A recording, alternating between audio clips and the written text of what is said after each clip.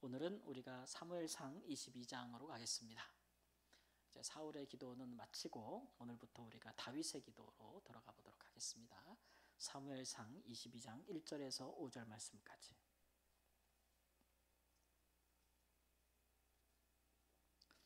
교독하고 마지막 절은 함께 읽습니다. 사무엘상 22장 1절 말씀. 그러므로 다윗이 그곳을 떠나 아둘람 굴로 도망하매 그의 형제와 아버지의 온 집이 듣고 그리로 내려가서 그에게 이르렀고, 환난당한 모든 자와 빚진 모든 자와 마음이 원통한 자가 다 그에게로 모였고, 그는 그들의 우두머리가 되었는데 그와 함께한 자가 400명 가량이었더라. 다윗이 거기서 모압 미스베로 가서 모압 왕에게 이르되, 하나님이 나를 위하여 어떻게 하실지를 내가 알기까지 나의 부모가 나와서 당신들과 함께 있기를 청하나이다 하고 부모를 인도하여 모압 왕에게 나아갔더니 그들은 다윗이 요새에 있을 동안에 모압 왕과 함께 있었더라. 선지자 갓이 다윗에게 이르되, 함께 읽습니다. 너는 이 요새에 있지 말고 떠나 유다 땅으로 들어가라. 다윗이 떠나 헤렛 수풀에 이르니라. 아멘. 다윗의 신세가 참 처량하고 좀 비탄하다라는 생각이 듭니다. 목동으로 지내는 그를 하나님께서 사무엘 선지자를 통해서 기름을 부어가지고 이스라엘 왕으로 삼지 않았습니까? 그때 그가 기름을 부음을 받고 하나님의 성령 충만함을 받았습니다. 그리고 나서는 이제 사울의 선택을 받아서 처음에는 이제 사울의 옆에서 노래하는 자로 뽑혀가죠. 그죠? 사울이 하나님의 영이 그를 떠난 뒤로는 항상 그 악한 신에 붙들려서 괴로움을 당했고, 그러니까 늘 두통이 심하고 심히 괴로웠거든요. 그런데 놀랍게도 이제 다윗이 노래하는 자로 소문이 났는데, 다윗이 하나님을 찬양하는 소리를 들을 때는 정신이 아주 온전해지고 악신이 떠나가는 걸 느껴서 그를 가까이 두고 이제 때로 불러서 이렇게 노래하는 자로 삼았던 것입니다. 그런데 이제 또 전쟁이 나고 나니까 다윗은 우리가 잘 아는 대로 블레셋의 그 싸움을 도두러 나오는 자 골리앗을 그가 쳐서 이김으로써 이제 이스라엘 중에 소년이지만 아주 강한 군대의 용사로 이제 등장하기 시작하죠. 그리고서는 그는 빠른 시일 내에 이스라엘의 군대 장관이 되었습니다. 그러니까 군대에서 유력한 장군이 되었다는 얘기인데, 그리고 나서 하여튼 모든 전쟁에 다윗이 나가면 이기니까, 원래 그렇잖아요. 잘하는 사람한테 계속 하게 만들잖아요. 그죠? 그래서 모든 전쟁에 앞장서서 나가는 거예요. 그러니까 얼마나 위험했겠어요. 그러나 가는 곳마다 뭐 했어요? 이겼어요. 그러다 보니까 막 백성들이 다윗을 칭송하는데 뭐라고 노래했냐면은, 사울이 죽인 자는 천천히요, 다윗이 죽인 자는 만만히로다. 이제 이게 화근이 된 거예요. 다윗은 자기가 굉장히 이제 잘 나갈 줄 알았고, 어떻게든 모르겠지만 하여튼간 하나님이 자기를 기름을 부어 왕을 삼았으니 어떤 식으로든 왕이 될 것이라고 생각을 해서 자기가 이렇게 높아지는 것에 대해서 굉장히 하나님이 함께 하심, 또 형통케 하심, 그런 것에 대한 만족함이 있었을 것 같아요. 그런데 하루아침에 이제 바뀌게 되는 건데, 바로 사울 왕이 사무엘 선지자를 통해서 하나님께서 당신의 왕위를 빼앗아 가지고 더 나은 사람에게 주셨다라는 예언을 이미 들었잖아요. 그러니까 사울의 마음속에 어떤 이제 의심이 싹 트는 겁니까? 그가 누구일까라는 생각이 드는 건데, 백성이 노래하는 소리를 듣고 다윗이 저렇게 백성들에게 칭송을 받는데 그가 이제 나라 외에 얻을 것이 무엇이냐 이렇게 생각을 하게 되죠. 그 다음부터 이제 다윗을 죽이려고 하는 것입니다. 다윗이 노래할 때 그에게 창을 던진 적도 있고, 그렇죠? 하여튼 죽이려고 여러 번 했는데 다윗이 피하였고, 사울의 아들 요나단과 또 언약을 맺은 사이에서 요나단이 다윗을 살려주죠. 그래서 그가 도망갔습니다. 이제 도망자 신세가 되었어요. 한 나라의 왕이 군사들과 함께 이 사람을 죽이려고 찾는데 호르를 단신으로 도망을 다니는 겁니다. 그래서 그의 첫 번째 선택은 뭐냐면 블레셋으로 도망갔었어요. 당시 블레셋은 이스라엘의 적국이었어요. 그러니까 블레셋에 도망간 것은 내가 사울과 원수가 되었으니 또 사울이 다윗을 죽이려고 쫓아올 수 없는 것, 그곳에 가려고 했던 거죠. 그러면 블레셋 사람들은 다윗을 좋아하는 사람은 아니거든요. 그가 출중한 장수임을 알고 그 때문에 블레셋이 매번 전쟁에 졌어요. 그러니까 다윗을 미워하겠죠. 근데 다윗이 블레셋으로 망명을 한 거예요. 그러면 블레셋 왕의 입장에서는 어떻겠습니까? 야, 얘가 우리 편이 되면 많은 이스라엘에 대한 정보도 얻을 수 있고, 얘가 오히려 우리가 이스라엘과 전쟁할 때에 얘가 나가면 우리가 정말 큰 승리를 가져올 수 있겠다라는 생각에서 이제 처음 얘를 받아준 거죠. 예. 그런데 그런 마음으로 이제 다윗이 블레셋에 갔는데, 근데 블레셋 왕이 그를 보면서 대한 태도가 이게 범상치가 않은 거예요. 그리고 사실은 다윗의 입장에서도 앞으로 이스라엘의 왕이 될 자가 이스라엘의 적국에 가서 거기서 생명을 보존한다? 적군의 왕한테 가서 돌봄을 받는다? 이것이 가당키나 하겠습니까? 그건 있을 수 없는 거죠. 그렇죠? 그렇기 때문에 다윗이 거기서 이제 미친 채를 하는 거죠. 막 침을 흘리면서 미친 채를 하니까 블레셋 왕이 쫓아냅니다. 그래서 그가 블레셋에서 돌아와서 이제 굴 속에 숨는다는 것이 오늘 본문의 말씀의 시작입니다. 그래서 아둘람 굴에 숨었다 이렇게 이야기를 하죠. 동굴 속에 숨어 있는 거예요. 이 신세가 참 얼마나 처량해요. 그죠? 예, 사람이 늘 처량하게 살았을 때는 자기가 처량한지 몰라요. 그렇죠? 근데 한번 사회적으로 엄청나게 높은 자리까지 성공해서 올라갔다가 추락하면 자기가 얼마나 처량해지 그 신세가 와 너무 괴로운 거 아니겠습니까? 상실감이 너무 큰 거예요. 너무 큰 거. 예, 그렇지 않겠어요? 다윗이 지금 그런 처지가 되었어요. 근데 그가 굴 속에서 뭐를 했을까? 그게 중요한 것이겠죠. 예. 남자들은 힘들면은 어디로 들어간대요? 동굴로 들어간대죠. 어떻게 저렇게 잘하셔? 동굴로 들어간대요. 그 동굴에 자꾸 나오라 그러면 안 돼요. 여성들이요. 빨리 나와! 그러면 안 돼. 냅둬야 돼. 예. 다윗이 동굴에서 뭐 했을까 보면은 다름 아니라 이제 하나님께 기도한 것이라고 할 수 있는데, 다윗이 이 동굴에 있을 때 사울을 피하여 했던 기도가 시편에 두 편이 나와 있어요. 하나는 시편 57편, 하나는 시편 142편.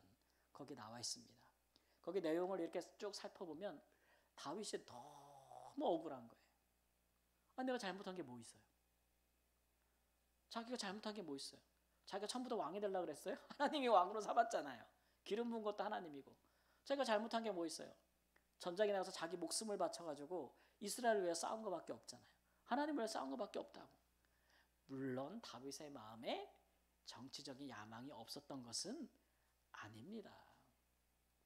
여러분 성경 자세히 보면 다윗이 골리앗을 치기 전에 야 나가서 골리앗을 죽이면 왕에게 뭘 준대?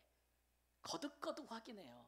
자기 딸과 결혼시켜준대, 뭐 세금을 면하게 해준대, 뭐 땅을 준대, 사위가 되게 해준대. 이거 다 조사하거든요. 그러니까 형이 말이야, 너 뭐하러 왔냐, 막 이렇게 야단할 정도로 사람 마음이 100% 온전하진 않거든요. 근데 물론 거기에 하나님의 부르심도 있었어요. 두 가지를 다 갖고 가는 거죠, 사람이. 그런데 꼭 이렇게 문제가 잘못되게 되면 우리는 뭘 탓을 하기 쉬워요? 우리는 다 하나님 탓을 하기 쉽거든요. 내가 다 한 게 다 하나님을 위해서 한 거야. 나를 위해서 한 건 하나도 없었어. 다 하나님을 위해서 한 건데 하나님이 이렇게 됐. 예. 억울함을 토로할 수도 있는 것이고, 또 사람들 앞에서 또 사람들이 내가 어떻게 사울 왕에게 잘못한 건 무엇이냐, 이스라엘이 어떻게 나한테 이렇게 행할 수 있느냐, 예. 그것에 대한 막 억울함과 또 원통함이라는 단어를 썼어요. 아주 원통한 거예요. 그런데 이 억울함과 원통함을 알아주는 사람이 있어요, 없어요? 아무도 없어요. 호를단신이에요. 지금 아무도 왕을 거스려서 이를 도와줄 사람이 없는 상황이죠.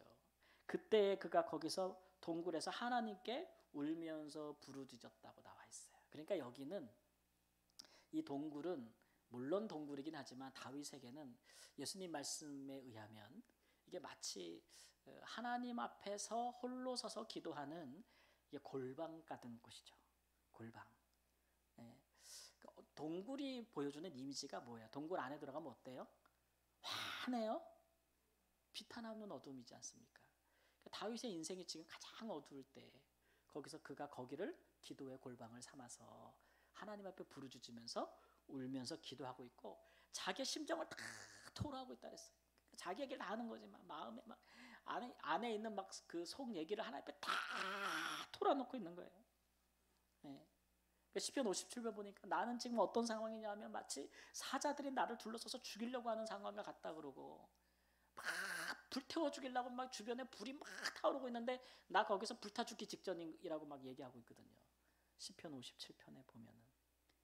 예, 그런데 하나님 아무도 없고 나 혼자인데 하나님이 나의 피난처가 되달라고 막 기도하는 그런 것들이 시편에 나와 있습니다.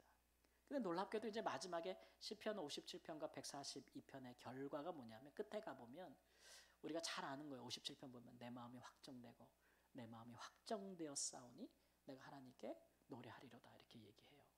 그리고 이제 시편 140편 가보면 내가 감사함으로 하나님께 노래하리이다 이렇게 얘기를 해요. 하나님이 나의 피난처가 되셨음이로다. 그러니까 그 기도한 것에 응답을 받은 거예요, 안 받은 거예요? 받은 거예요. 어쨌든 상황의 개선보다 기도 응답이 받는 게 먼저 아닙니까? 그렇죠?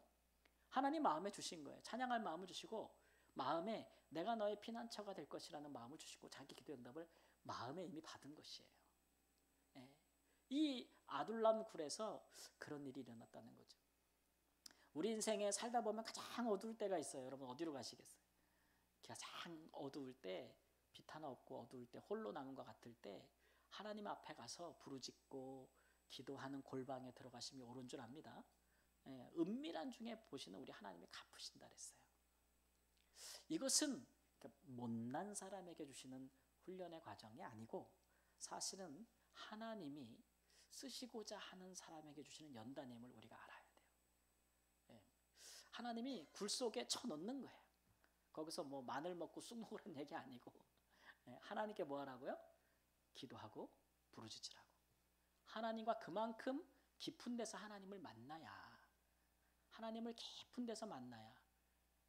그러니까 이렇게 뭐 우리가 이제 물가에서 수영을 해도 얕은 물가에서 수영할 수도 있고 깊은 물가에서 수영할 수도 있지 않습니까? 하나님에 대해서 이 기도하는 경험도 우리가 참 이런 게 참 그래요. 이 성경에 나오는 모든 이런 이야기들은 우리가 듣고 배운 하나의 이론에 불과한 것이죠. 그러나 우리가 경험할 때야 비로소 이제 우리의 고백과 내용이 되는 거 아니겠습니까? 그렇죠? 우리 신앙은 경험하는 신앙인 거예요. 그렇죠? 하나의 이야기가 아니거든요. 그래서 이런 본은 우리에게 중요한 본이 돼요. 우리가 인생의 어려움을 만날 때 하나님 앞에 가서 깊이 들어가서 은밀한 중에 보시는 하나님이 갚으실 것이다 라고 기도하는 사람이 하나님을 만나는 거지, 여기저기 들쑤지고 다니면서 수단과 방법 가리지 않고 사람만 만나 사람 의지하고 막 해결되기를 바라고 그것이 우리를 하나님 앞에서 살려주지 못해요. 하나님이 우리를 독대하고 싶을 때가 있다고요. 그럴 때는 하나님이 다 굴로 들어가라고 할 때예요. 엘리야 선지자도 그렇게 막 갈멜산에서 선지자들과 바알과 아세라 선지자가 싸우기도 하다가 나중에 하나님께서 어디로 데려갑니까? 시내산에 모세가 십계명을 받았던 그 반석 위로 데려가지 않습니까? 거기서 어디 들어갑니까? 굴에 들어가지 않습니까? 굴에 들어가지 않습니까? 그래서 세미하게 말씀하시는 하나님의 음성을 듣지 않습니까? 기도는 그런 시간입니다. 사랑하는 여러분, 우리가 이렇게 하나님을 깊이 만나는 은혜가 있기를 주님의 이름으로 축원합니다. 그렇게 응답을 받고 나서 그 이후에 되어진 일들을 보니까 이제 그의 형제와 아비와 온 집이, 베들레헴에 있는 그의 온 집이 그 굴로 만나러 오는 거예요. 다윗과 함께 하려고 오는 것이죠. 어차피 이 다윗의 집안은 아버지부터 형제들까지 다 지금 사울 왕의 미워한 바가 되었어요. 그죠? 이거 뭐 죽기 직전이에요, 지금 이제. 그러니까 어차피 다윗과 함께 할 수밖에 없으니까 막 왔고, 그때 환난 당한 자, 다윗의 정권 하에서 환난 당한 자, 빚진 자, 마음이 원통한 자가 그에게 모여들었다. 근데 그 수가 얼마라고요? 400명이 되었다, 이런 얘기가 있습니다. 그리고 다윗이 이제 그 가족과 아버지, 형제들을 다 데리고 어디로 가요? 모압으로 가는 거예요. 또 모압. 이것도 다른 나라로 가네? 이것도 망명이잖아요. 앞서서 블레셋에 망명했다가 겨우 살아 들어왔는데 왜 또 모압으로 가느냐? 이렇게 생각할 수 있잖아요. 그죠? 그래서 왜 모압으로 갔을까? 그것도 아비를 모시고 자기 아버지 부모를 다 모시고 생각해보는데 이유가 하나밖에 없는 거예요. 그게 뭐냐면 다윗의 증조모가 모압 사람이에요. 누구죠? 룻. 증조 할아버지의 부인 룻이 모압 여인이잖아요, 그죠? 예, 그러니까 거기로 혈연 관계가 있어요, 없어요? 있는 거죠. 룻이 거기서 떠나올 때에 모압에 있는 많은 가족들과 헤어져서 왔지 않았겠습니까, 그렇죠? 나오미가 너 가기 남아라. 거기 네 가족이 있고 네 부모가 있고 네 형제가 있고 그런데도 룻이 쫓아간 거 아니겠습니까? 예. 그러니까 다윗은 할아버지 때 증조로 올라가면 바로 모압과 연관이 있기 때문에 거기 가서 이 다윗이 특히 그 부모님을 의탁하려고 했던 것으로 보여지죠. 오늘 말씀에 보면. 그렇죠? 자기 부모님 이세 그런 부모님을 이 모압에서 좀 돌봐주라 이렇게 말씀하는데 오늘 말씀해 보니까 하나님이 나를 위하여 어떻게 하실지를 내가 알기까지 돌봐달라 이렇게 얘기해요. 그러니까 이제 목적은 뭐예요? 첫 번째는 부모의 안전이죠. 부모의 안전을 1순위로 여긴 것이고 참 효자예요. 그런 거 보면. 그렇죠? 그다음에 두 번째는 시간이 필요한 거예요. 어떤 시간이죠? 하나님이 내가 어떻게 하면 될지를 알게 하실 시간이 필요한 거예요. 그렇죠? 그러니까 굴 속에서 한 기도는 뭐예요? 자기의 억울함과 비통함과 이런 걸 막 쏟아내는 기도예요. 그래서 이제 마음에 좀 편안함을 얻은 거예요. 지금부터 하는 기도는 뭐예요? 그럼 실제적으로 내가 지금 이 상황에서 어떻게 해야 되는지 내게 알려달라는 거죠. 알려달라는 거. 예. 그래서 충분한 시간을 놓고 하나님께 기도하기를 원하는 건데 그래서 하나님께서 그 기도 속에서 선지자 갓을 보내서 이 선지자 갓은 앞으로 다윗의 인생의 모든 인생에 함께하는 사람 중에 하나죠. 선지자 나단과 함께 갓이 와가지고 다윗에게 응답하기를 뭐래요? 너는 모압에 있는 요새 있지 말라. 모압 왕에 좀 피난처 있지 말고 너는 어디로 가래요? 유다 땅으로 들어가라 그랬어요. 유다 땅으로 들어가라. 이게 하나님의 이제 어떻게 할지를 알려주신 거예요. 근데 이거는 참 다윗이 기대했던 응답인지는 모르겠어요. 왜냐하면 이게 유다 땅으로 돌아간다는 게 이게 생명이 더 안전한 길은 아니거든요. 그렇죠? 사실 모압에 있는 것이 이스라엘이 모압과 전쟁 중도 아니었고 모압에 있는 것이 그에게 안전하다고 할 수 있겠는데 하나님께서는 유다 땅으로 돌아가라 이렇게 얘기해요. 여러분 하나님이 유다 땅으로 가라고 다윗에게 명령하신 그 하나님의 의도를 아시겠습니까? 왜 유다 땅으로 가라는 거예요? 이건 마치 예수님께서 유대로 가면은 예루살렘으로 가면 죽을 줄 알면서도 가는 것과 똑같은 거예요. 그렇죠? 왜 가라는 걸까요? 네? 다윗을 향한 하나님의 뭐가 있어요? 부르심이 있는 거예요. 그렇죠? 그는 지금 누구의 왕으로 부르심을 받은 거예요? 이스라엘의 왕으로 부르심을 받은 사람인 거예요. 아직 그럴 날이 남아있기는 하지만 그러므로 이방 땅이 안전하다고 하여 있는 것이 그에게는 좋은 게 못 되죠. 그럼 유다 땅으로 가면은 이제 거기서 이스라엘 땅 아니니까 사울과 쫓기는 관계가 계속될 거란 말이에요. 이게 뭐 뻔한 거 아니겠습니까? 그 앞장 보면 다윗이 제사장한테 잠깐 들려서 밥 얻어먹고 갔다고 제사장들까지 싹 죽여버리잖아요. 사울이. 세상에나. 그런 땅으로 다시 돌아가라는 거예요. 돌아가라는 거. 이것을 통해서 하나님이 의도하신 것은 그런 위험한 상황에서 다윗을 뭐 하려고 하시는 거냐면 하나님을 의지하고 이제 그런 과정 속에서도 훈련받게 하시려고 하는 거죠. 그런 상황 속에서도 하나님 의지하고 하나님의 뜻에 순종하는 것. 하나님은 그에게 왕위를 허락하실 때까지 그 기나긴 연단의 과정으로 들어가려고 하시는 겁니다. 왜 그러냐? 하나님은 왜 이렇게 모질게 하시느냐 그러면 하나님은 사울과 같은 왕을 다시 반복하기를 원치 않으시는 거예요. 그렇죠? 네. 사울은 왕이 될 때에 이스라엘이 왕을 요구했기 때문에 주셨지만 하나님의 말씀에 따라 충분히 연단되어지고 훈련하는 과정을 겪지 않았어요. 그러다 보니까 그걸 경솔히 여긴 거잖아요. 하나님은 다윗에게 어떠한 상황에서도 하나님의 뜻과 말씀에 순종하는 자로 훈련하고 연단하기를 원하신 거죠. 그래서 하나님께 유다 땅으로 들어가 이 과정을 그에게 이제 연단의 과정을 허락하시는 거고, 또 하나는 이것이 다윗의 하나님을 향한 중심을 달아볼 수 있는 기간인 거예요. 다윗의 마음이 어디에 있는지, 다윗의 마음이 왕이 되고자 하는 왕위에 있는지, 아니면 하나님의 부르심에 순종하고자 하는 소명이 하나님께 있는지, 이것이 다윗의 마음을 달아볼 수 있는 저울질을 할 수 있는 끊임없는 기간. 대표적인 그거 아닙니까? 다윗이 그렇게 막 유다 땅에 가서 숨고 돌아다닐 때 어느 굴 속에 있을 때 그 굴에 누가 들어와요? 사울이 들어오잖아요.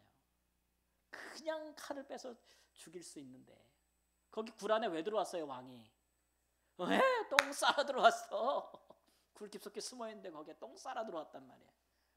그냥 죽일 수 있는데도 하나님의 기름 부은 자를 내가 치지 않겠다. 피로 왕위를 빼앗으면 그건 하나님이 주시는 게 아니잖아요. 그렇잖아요. 그거는 그야말로 쿠데타고 반역이잖아요.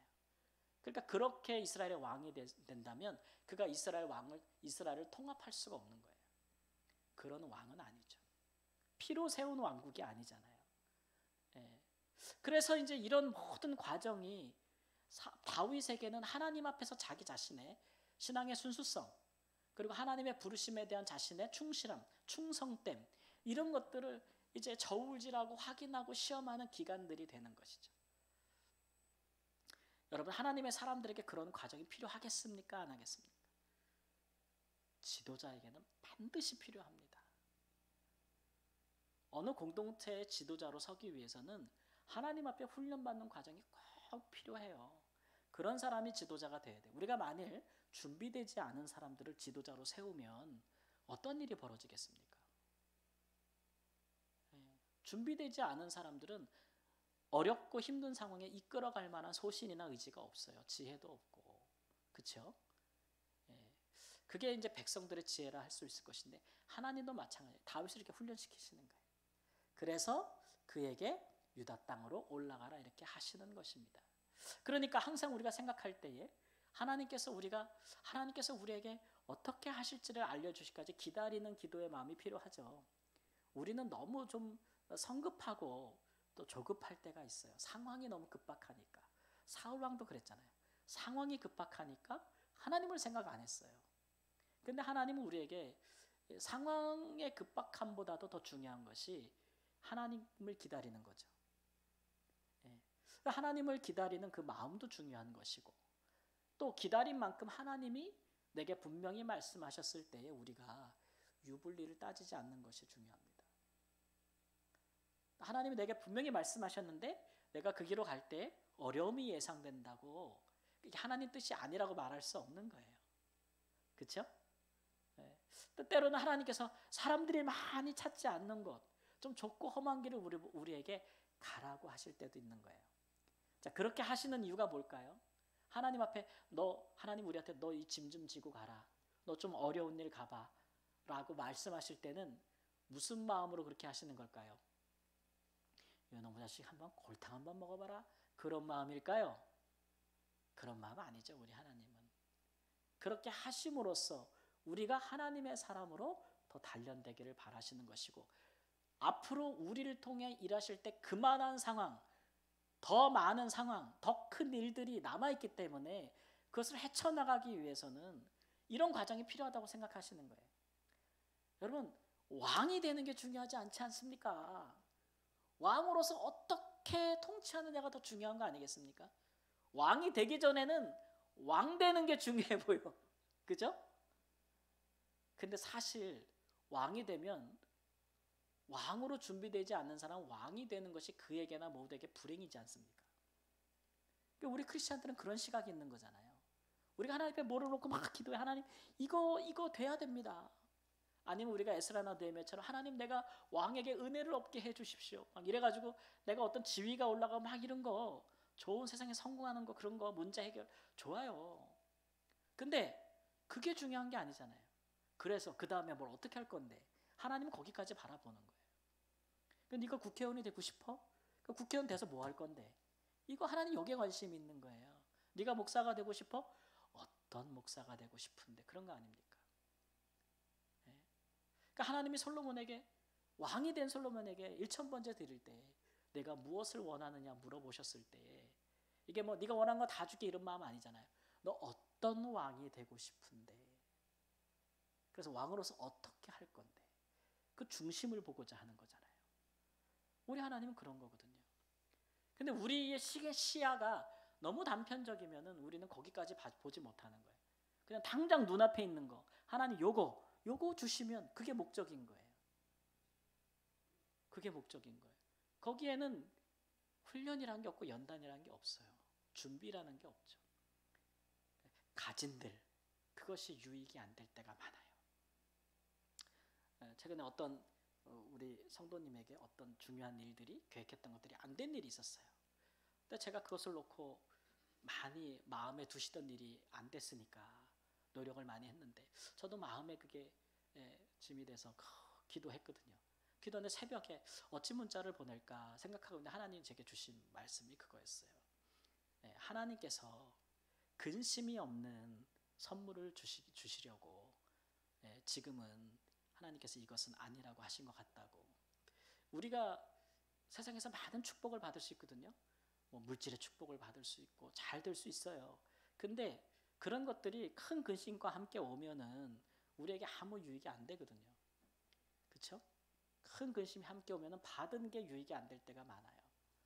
그래서 받는 것보다 중요한 거는 받은 이유가 더 중요한 거예요. 받은 이유가 더 중요해요.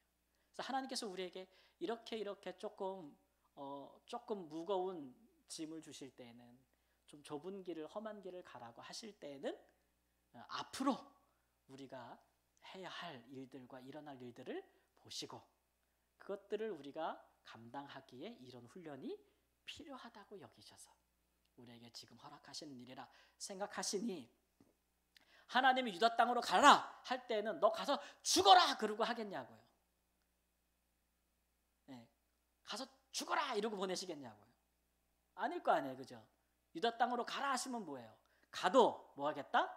살겠다.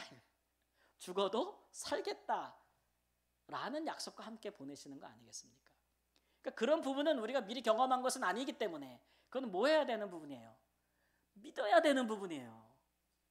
믿어야 되는 부분. 하나님을 믿어야 되는 부분이에요. 하나님이 나에게 뭐 하라 그러면 믿어요. 그 일을 할 때에 하나님께서 내게 함께 하시고 내게 복을 주시고 나로 형통하게 하시며 나로 능력 있게 하실 것이라는 걸 믿고 가는 거죠. 그게 우리가 할 일이에요. 하나님 우리가 기도할 때 우리의 중심을 막 토하는 것도 중요한 일이고 막 심령을 토하면서 아픔과 상처를 잃어버리고 억울함을 좀 마음을 내려놓고 그런 위로를 받는 것도 중요하지만 그러나 한 걸음 더 나아가는 기도는 그래서 하나님 내가 어떻게 하기를 원하십니까? 라고 하나님께 묻는 것이고 하나님께서 말씀하실 때에는 무엇이든지 순종하는 것입니다.